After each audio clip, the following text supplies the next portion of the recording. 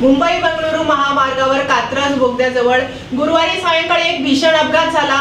एका मालवाहू ट्रकने 8 ते 10 वाहनांना धडक दिली। या विचित्र अपघातात एका कारचा अक्षरशः चेंदामेंदा होऊन आग लागली। या दुर्घटनेत कारमधील प्रवाशांसह एकूण 8 जणांचा होरपळून मृत्यू झाला आहे। हा अपघात तीव्र उतारावर ट्रक चालकाचा ताबा सुटल्याने झाला। या अपघाताचं सीसीटीव्ही फुटेज आता समोर आलं आहे।